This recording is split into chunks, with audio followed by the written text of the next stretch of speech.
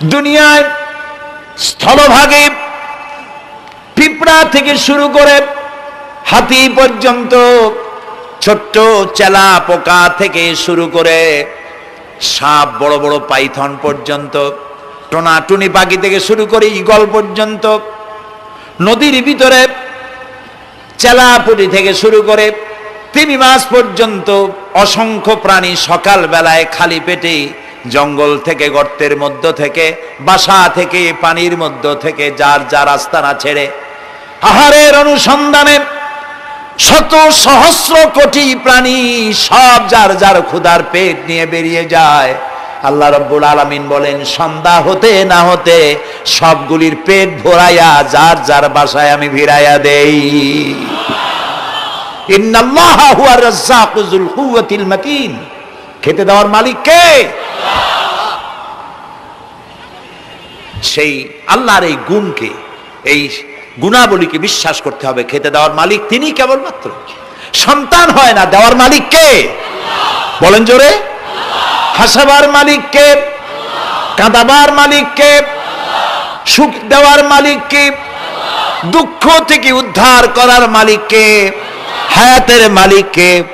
মওতের মালিক কে?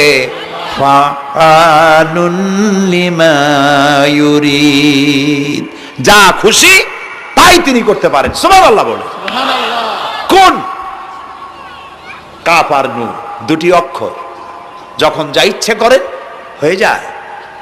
আল্লাহর এই গুণকে বিশ্বাস করলে মানুষ শিরক থেকে বাঁচতে পারবে। মাজার মুখী হবে না মুসলমান, মসজিদ মুখী হবে তখন। আজ আমার মুসলমান একদিকে নামাজও পড়ে, আর একদিকে মাজারের কাছে গিয়ে দুর্বল হয়ে যায়। আছে না? আছে কি না? মাজারগুলির কাছে গিয়ে সাহায্য কামনা করে।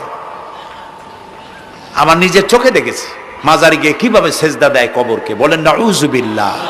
আল্লাহ ছাড়া কাউকে রুকু সেজদা করা যায় না। যা চাবার আল্লাহর কাছে চাইতে হবে। ওয়াইজা সাআলতা ফাসআলিল্লাহ ওয়াইজা ইসতাআনতা ফাসতাইন বিল্লাহ। যা কিছু চাওয়ার আল্লাহর কাছে চাও, যা কিছু বলার আল্লাহকে বলো।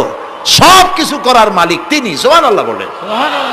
এই জন্য মাজারের সাথে মুসলমানদের সম্পর্ক হবে না, মুসলমানদের সম্পর্ক হবে মসজিদের সাথে। কিসের সাথে?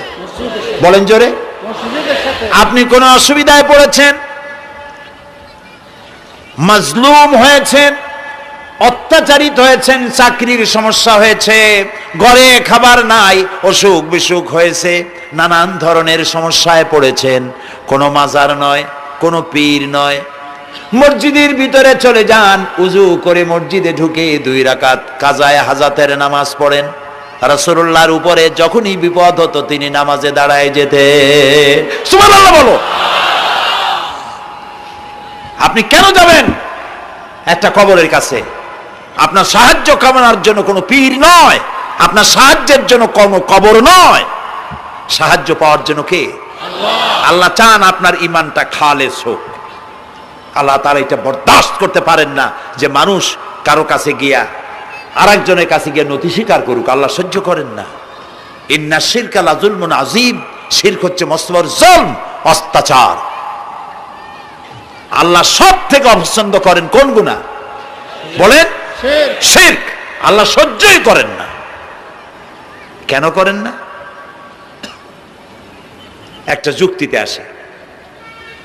যারা বিবাহ করেছেন তাদের স্ত্রী যদি স্বামীর সাথে যে ধরনের হাসি খুশি প্রেমের আদান প্রদান করে, স্বামী ছাড়া যদি আরেকজন পুরুষের সাথে এরকমের ভাব বিনিময় করে, ফোনে কথা বলে, প্রেম করে, খুব সুন্দর করে ভালোবাসা দিয়ে যদি চিঠি লেখে অন্য পুরুষের কাছে, অথবা প্রেম নিবেদন করে, তাহলে স্বামীদের অবস্থা কেমন হবে বলেন? এইটার জবাব দিতেও যদি দেরি হয় তো খুবই কুলক্ষণ।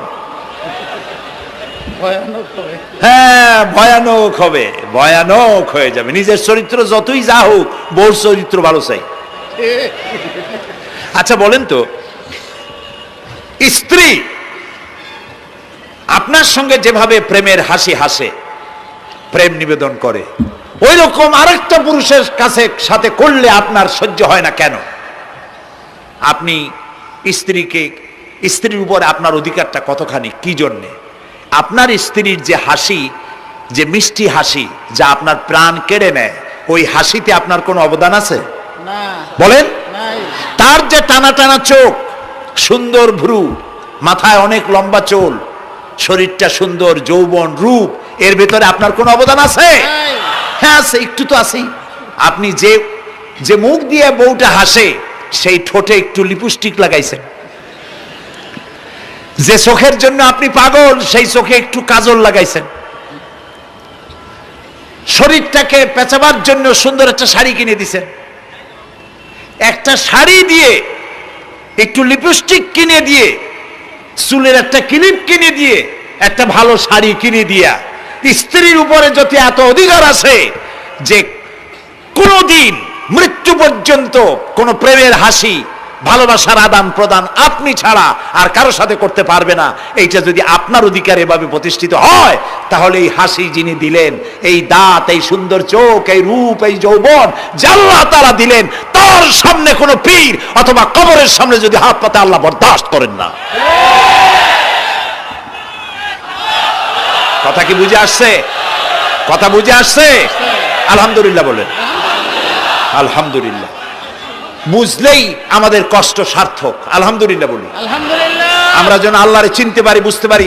আমার বিশ্বাস করুন, কোরআন আমার সামনে, আল্লাহর কসম, কোন জীবিত পীর, কোন মৃত্যু পীর আমার ভাগ্যের ভালো বা মন্দ করার কোন অধিকার রাখে না, রাখে না, রাখে না। কোন পীর ফু দিয়ে আমার ভাগ্যকে ভালো বানাই দিতে পারবে না, পারবে না। এবং আমার একটা চুলও বাঁকাও করতে পারবে না। খাইরিহি ওয়া শাররিহি মিনাল্লাহি তাআলা। আমার ভালো, আমার মন্দ করার একমাত্র মালিক কে? আল্লাহ। এক আঙ্গুল আকাশের দিকে উঁচু করে চিৎকার দিয়ে বলুন, কে? আবার বলেন, আবার বলেন, আবারও বলুন। হাত নামান।